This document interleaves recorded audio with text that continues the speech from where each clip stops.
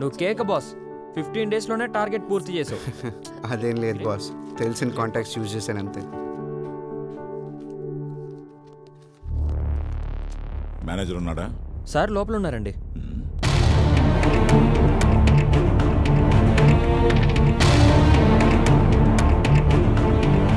నమస్కారం సార్, రండి కూర్చోండి. ఎలా ఉన్నారు? మా బ్యాంకులో టాప్ 10 అకౌంట్లో మీది ఒకటి సార్. చెప్పండి సార్, ఏం కావాలి? వాడేంటండి ఇక్కడ? ఎవరు? ఆ లైట్ గ్రీన్ షర్ట్. ఓ అతని పేరు పవన్ కుమార్ సార్. 15 డేస్ బ్యాకే మన బ్యాంకులో జాయిన్ అయ్యాడు. చాలా మంచి వర్కర్ సార్. ఏంటి మీకు ముందే తెలుసా సార్ అతను? వాడు అసలు పేరు పవన్ కుమారే, కానీ అందరూ వాడిని లారా అంటుంటారు. అయినా వాడిక్కడ ఎంప్లాయ్ ఏంటండి? వాడు పెద్ద రౌడీ షీటరు. రౌడీ షీటరా? ఇదిగో ఇది వాడి పెట్టిన గీతే. సార్ నాకు తెలియదు సార్, ఈ మధ్య ట్రాన్స్ఫర్ అయ్యింది సార్. ఇలాంటి వెధవలు ఉన్న చోట నేను అకౌంట్ మెయింటైన్ చేయలేను సార్. వస్తాను.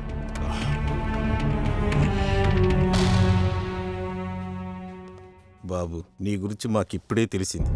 నీ వల్ల బ్యాంకులో పెద్ద పెద్ద అకౌంట్లే క్లోజ్ అయ్యేటట్టున్నాయి. నేను పై వాళ్ళకి ఎక్స్ప్లెనేషన్ ఇచ్చుకోవాలి. తెలిసి కూడా నీ జాబ్ నేను కంటిన్యూ చేయలేదు. ప్లీజ్ అర్థం చేసుకో. లైట్ తీసుకోమామా, ఈ జాబ్ కాకపోతే ఇంకొకటి. మనకి ఈ జాబ్లు సెట్ అవ్వరు. ఎక్కడికి వెళ్ళినా ఎవడొకడు అడ్డుపడుతూనే ఉంటాడు. మనం చేసే పని మనకు కరెక్ట్ రా. ఆపరా రా మామ, ఏదో మార్గం దొరుకుతుంది లేరా.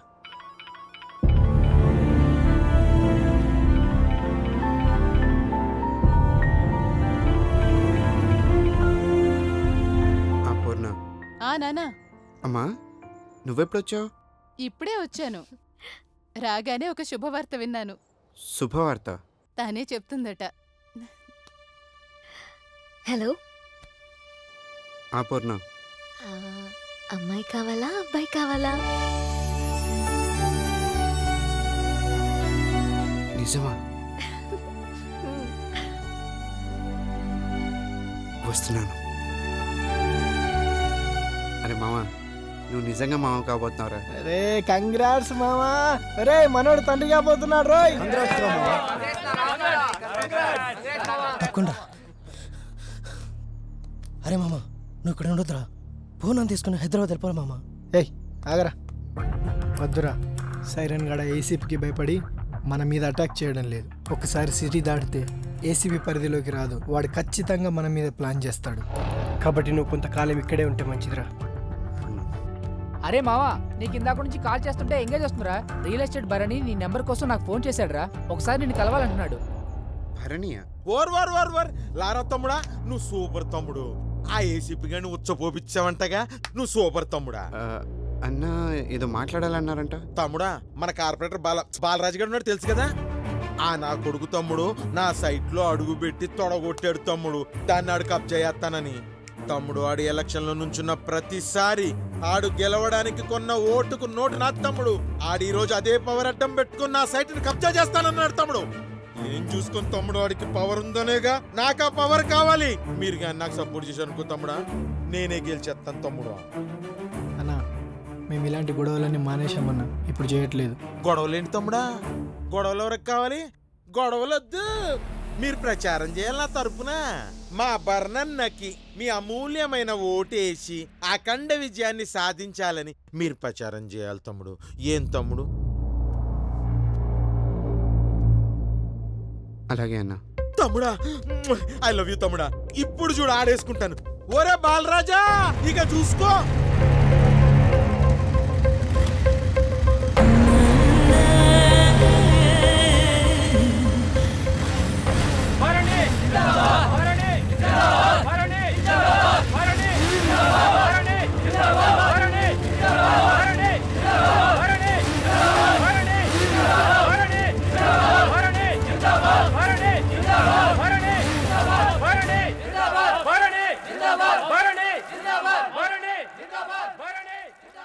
అప్పుడేదో చిన్న విషయం మీద మా ఇద్దరికి మాట పెరిగిందన్న. దాన్ని మనసులో పెట్టుకుని ఇలా చేయడం కరెక్ట్ కాదు కదన్నా. ఏమైంది? మీ ఇద్దరికి బానే ఉన్నారు కదా? నా సైడ్ నుంచి ఓకే అన్నా.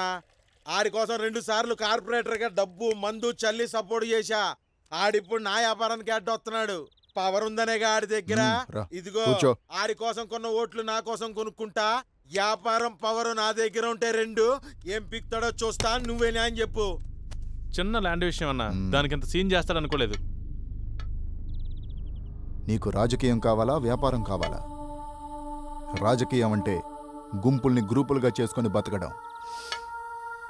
అదే వ్యాపారం అంటే గ్రూపుల్ని గుంపులుగా చేసుకొని బతకడం. ఇందాకేదో న్యాయము అంటున్నావు. న్యాయంగా బతకడానికి ఇవి రామాయణం భారతం రోజులు కావు భరణి. అవి కథలుగా మారిన రోజులు. ఒకప్పుడు క్యారెక్టర్ బాగుంటే జనం ఓటేసేవాళ్ళు. ఇప్పుడు ఎవరి దగ్గర డబ్బుంటే వాళ్ళకే ఓటేస్తున్నారు. నాయకుడు అవ్వాలంటే జనంతో ఉంటే సరిపోదు, డబ్బున్నవాడితో బాగుండాలి. లేకపోతే ఇట్లాగే రోజుకో లీడర్ని మనమే తయారు చేస్తాం. మనం గొడవ పడితే మూడోవాడు అడ్వాంటేజ్ తీసుకుంటాడు. అన్నా నన్ను క్షమించన్నా. ఇక్కడ నీకో విషయం అర్థం కావట్లేదు.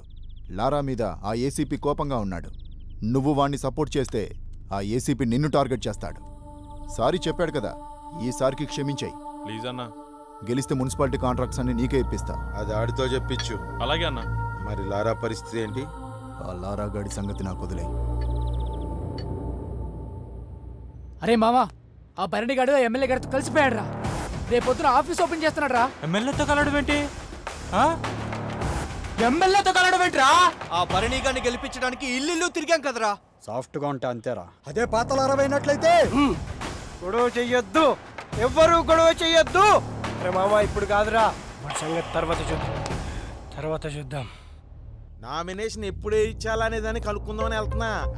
మన బాలరాజు కోసమే. ఆడేమో కార్పొరేటర్, మనకేమో వర్క్స్ ఇచ్చేటట్రా. వచ్చాడు తమ్ముడు, నీకోసమే వెయిటింగ్ అమ్మా. దా ఎమ్మెల్యే గారి దగ్గరికి వెళ్దాం.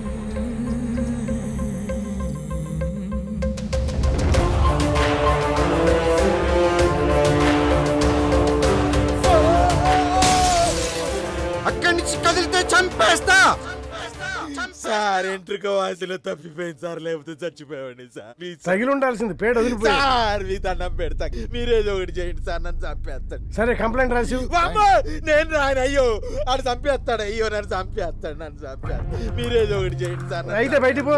అమ్మో నేను బయటకు పోను. అయ్యో మరి మీరేదో ఒకటి చేయండి. అమ్మో వాడు చంపేస్తాడు సార్. అది కదయ్యా, కంప్లైంట్ అయినా రాయాలి, లేదా బయటకైనా పోవాలి. ఇక్కడ ఉండకూడదు, రూల్స్ ఒప్పుకో.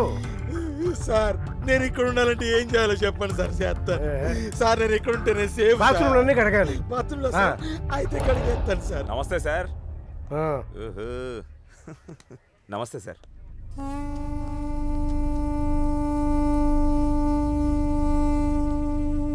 కంప్లైంట్ ఇవ్వండి సార్, ఎందుకంటే ఎలక్షన్ల దగ్గరలో ఉన్నాయి కదా. కంప్లైంట్ ఇస్తే ఆ లారా క్రేజ్ పెరుగుతుంది, వీళ్ళ కోట్లు తగ్గుతాయి. అందుకే ఎమ్మెల్యేతో మాట్లాడి ఏ పిట్టి కేసో పెడతారు. మొదటిసారి దెబ్బతిన్నట్టున్నాడు సార్, బాగా బెదిరిపోతున్నాడు. వస్తాను సార్. మీ ఎమ్మెల్యే గారితో మాట్లాడతాం మరి. Okay sir. నమస్కారం. కూర్చో.